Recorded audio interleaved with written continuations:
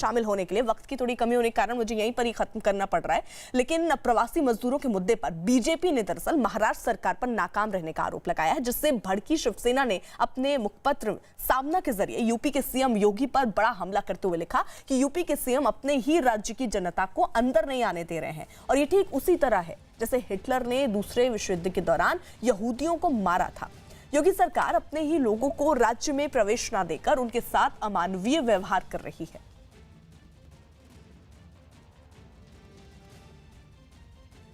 उधर यूपी में सरकार ने अस्पतालों में भर्ती कोरोना मरीजों को अपने पास मोबाइल नहीं रखने का फरमान जारी किया है। यूपी सरकार के आदेश के मुताबिक कोरोना मरीज इलाज के दौरान अस्पताल में वार्ड में अपने पास मोबाइल नहीं रख सकेंगे। इस दौरान अगर मरीजों को अपने परिवार से संपर्क करने की जरूरत पड़ती है तो परिवार से बात करवाने की जिम्मेदारी अस्पताल की होगी।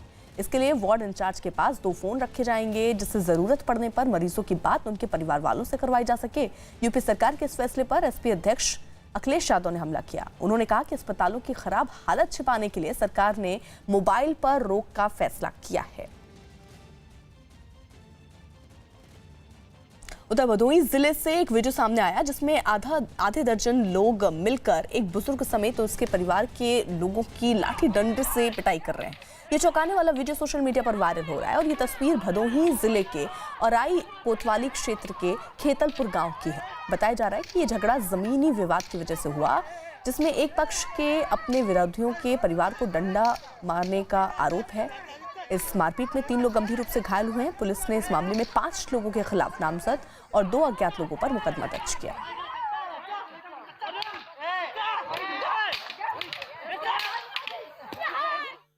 देश के ज्यादातर राज्य कोरोना वायरस से जूझ रहे हैं, लेकिन इनमें कुछ राज्य ऐसे हैं जहां कोरोना की चपेट में आने वाले मरीजों की तादाद लगातार बढ़ रही है। वहां कोरोना के मरीज भी बहुत ज्यादा हैं और सबसे खराब हालत महाराष्ट्र की है, जहां पर कोरोना मरीजों की संख्या लगातार बढ़ती जा रही है। वहां पर मरीजों की तादाद 47,000 के पार हो चुकी है। कोरोना से जूझ रहे राज्यों में तमिलनाडु दूसरे नंबर पर है, जहां अब तक कोरोना के मरीजों की संख्या 15,500 के पार पहुंच चुकी है। वहीं कोरोना मरीजों की संख्या के मामले में तीसरे नंबर पर गुजरात है, जहां 13,664 मरीज हो चुके हैं। दिल्ली चौथे नंबर पर है, जहां कोरोना मरीजों का आंकड़ा करीब 13,000 है। और 5वें नंबर पर राजस्थान है, जहां कोरोना मरीजों की संख्या 6,742 है। कोरोना वायरस के कहर से पूरी दुनिया बेहाल है। दुनिया के 185 देश इस वक्त कोरोना महामारी की चपेट में है, लेकिन कुछ देशों में हालात बहुत ज्यादा खराब हैं। ऐसे देशों में पहले नंबर पर अमेरिका है, जहां कोरोना के मरीज 16 लाख से ज्यादा हो चुके हैं। वहीं ब्राजील दूसरे नंबर पर है, जहां मरीजों की संख्या 3,47,000 के पार पहुंच चुकी है। रूस इस लिस्ट में तीसरे नंबर पर है, जहां कोरोना मरीजों की संख्या 3,35,000 के पार पहुंच चुकी है। ब्रिटेन चौथे नंबर पर है, जहां कोरोना के मरीजों की तादाद 2,58,000 से भी ज्यादा है। और 5वें नंबर पर स्पेन है, जहां कोरोना मरीजों की संख्या 2,35,290 है। दिल्ली में दरियागंज की सब्जी मंडी में सुबह के वक्त लोगों की भारी भीड़ जुटी नजर आई। इस दौरान लोग सोशल डिस्टेंसिंग के नियम से पूरी तरह बेपरवाह दिखाई दिए। सब्जियों की खरीदारी के दौरान लोग एक दूसरे के बेहद करीब खड़े होकर सब्जी खरीदने में दिखे। सब्जी मंडी लोगों से खचाखच भरी दिखाई दी और सब्जी की हर दुकान पर कई लोग सब्जी खरीदते नजर आए। कुछ लोग ऐसे भी मिले जो सोशल डिस्टेंसिंग तो दूर, मुंह को मास्क से ढके भी नजर नहीं आए। अमेरिका से हरियाणा के पंचकुला में लौटे 73 लोगों में 21 कोरोना पॉजिटिव पाए गए हैं। इन लोगों को पंचकुला के धर्मशालाओं और होटल में क्वारंटीन किया गया। ये सभी लोग हाल ही में अमेरिका से लौटे हैं। कोरोना पॉजिटिव लोगों की संख्या बढ़ सकती है, क्योंकि अभी कुछ लोगों की रिपोर्ट आनी बाकी है। इन मरीजों में 16 को अंबाला, 2 को रोहतक और 3 को कैथल उनके गृह जिले भेजा जा रहा है। महाराष्ट्र के नांदेड़ में एक आश्रम में एक साधु की हत्या का मामला सामने आया। नांदेड़ के आश्रम में सद्गुरु शिवाचार्य की हत्या उन्हीं के आश्रम में उस वक्त कर दी गई जब वो रात में सो रहे थे। उसी आश्रम में एक और शव मिला, जिसकी पहचान साधु के सहायक के तौर पर की गई है। चौंकाने वाली बात यह कि साधु और उनके सहायक की लाशें आश्रम के अलग अलग हिस्सों से मिली हैं। शुरुआती अंदाजा यही है कि शनिवार को आधी रात के बाद किसी वक्त हत्या की इस वारदात को अंजाम दिया गया। पुलिस का अंदाजा है कि हत्या की इस वारदात के पीछे चोरी का मकसद हो सकता है। हालांकि पुलिस ने मौके पर पहुंचकर तफ्तीश शुरू कर दी है। यूपी के मुख्यमंत्री योगी आदित्यनाथ को बम से उड़ाने की धमकी देने के आरोप में महाराष्ट्र एटीएस ने एक शख्स को गिरफ्तार किया। इस व्यक्ति को मुंबई के चुनाभट्टी इलाके में हिरासत में लिया गया है। बाद में यूपी की एसटीएफ की टीम को सौंप दिया गया।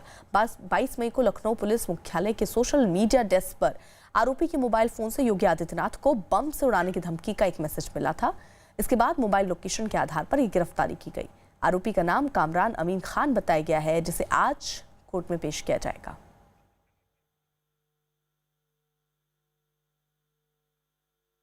महाराष्ट्र में 24 घंटे में 87 पुलिस वाले कोरोना पॉजिटिव पाए गए हैं। 183 पुलिस अधिकारी और 1575 सिपाही इसमें से पॉजिटिव है। महाराष्ट्र में कोरोना पॉजिटिव पुलिस वालों की संख्या भी इसी के साथ बढ़ गई है और ये आंकड़ा अब 1758 पर पहुंच गया है। महाराष्ट्र में 673 पुलिस वाले ठीक होकर हालांकि अपने घर भी लौटे हैं। महाराष्ट्र में कोरोना से अब तक 19 पुलिस वालों की मौत हुई है।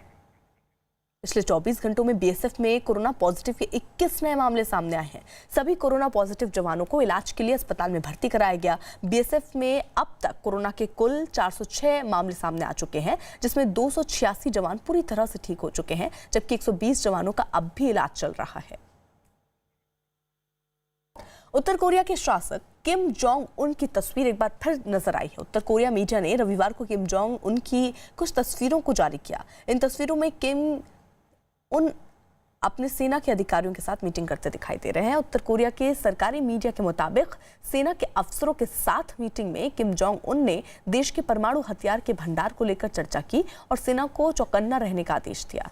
3 हफ्तों में किम जोंग उन पहली बार सामने नजर आए। इससे पहले किम जोंग उन को लेकर अटकलों का बाजार गर्म था।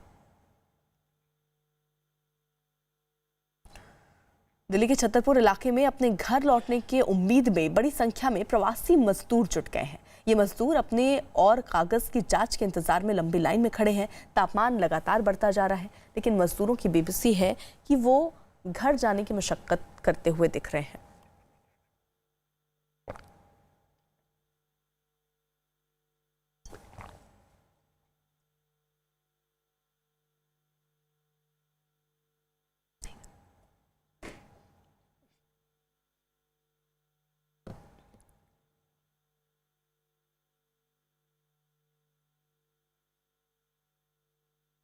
कश्मीर में हाफिज सईद के इशारों पर रची जा रही लश्कर की बड़ी आतंकी साजिश का पर्दाफाश हुआ है। घाटी के बड़गांव जिले में पुलिस ने लश्कर के एक टेरर मॉड्यूल के खिलाफ बड़ी कार्रवाई की और आतंकियों के मददगार 4 ओवरग्राउंड वर्कर यानी OGW को गिरफ्तार किया। पकड़े गए चारों OGW के पास से भारी मात्रा में गोला बारूद और विस्फोटक बरामद हुआ है। सूत्रों के मुताबिक पकड़े गए OGW यहां लश्कर के आतंकियों के लॉजिस्टिक के साथ साथ गाइड के तौर पर मदद करते थे। पुलिस ने चारों के खिलाफ आतंकी गतिविधि के साथ साथ आर्म्स एक्ट के तहत मामला दर्ज किया।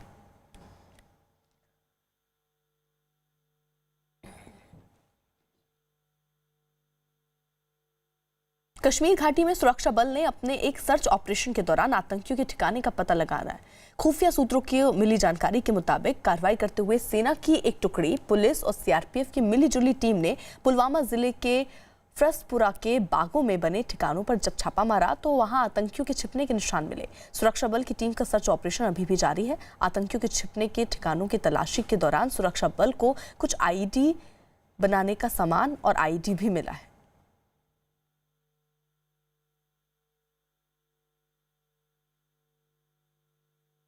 राजस्थान के अजमेर से एक बस 21 लोगों को लेकर मुंबई पहुंची। ये वो लोग हैं जो लॉकडाउन से पहले अजमेर में दरगाह पर माथा टेकने गए थे, लेकिन लॉकडाउन में वहीं फंस गए। लंबे वक्त के बाद जब वो लौटे तो उनकी स्क्रीनिंग की गई और हाथों में स्टैंप भी लगा दिया गया, लेकिन लोगों का आरोप है कि मुंबई पहुंचने के बाद उन्हें कोई सुविधा नहीं मिल पाई और वो सड़कों पर ही बैठ गए। राजस्थान परिवहन की बस मुंबई पहुंची है और उन लोगों को लेकर पहुंची है जो कि राजस्थान में अजमेर में फंसे हुए थे। मुंबई पहुंचने के साथ इनके हाथों पर देखें तो होम क्वारंटीन के स्टैम्प किए गए हैं, यानी कि ये जो पहुंचे हुए लोग हैं, ये इसमें से कुछ लोग पुणे जाने वाले हैं, कुछ लोग जलगांव जाने वाले हैं, कुछ लोग अन्य इलाकों में जाने वाले लोग हैं, लेकिन इन लोगों को फिलहाल होम क्वारंटीन किया जाएगा, यानी कि इन्हें क्वारंटीन रखा जाएगा और इसके बाद आगे इन्हें कुछ दिनों के बाद जो है वो घर जाने दिया जाएगा, उसकी व्यवस्था की जाएगी। आप लोगों को यहाँ पे क्या बताया गया है, जब आप लोग कब पहुँचे यहाँ पे और क्या बताया गया? रात को पहुँचे हम, रात को 11 बजे। हाँ। और उधर हम 2 महीना रह के आए होम वारंटी में। हाँ। 2 महीना हमारे को स्कूल के अंदर रोज चेकिंग को आते थे, डॉक्टर आते थे। हाँ। गले के अंदर भी लकड़ी डाल के चेक किए। हाँ। और 6 बार ये होम वारंटी का निशान लगा चुके। 11 बजे आए, खाली चेकिंग करके स्टैम्प लगाई बस। जी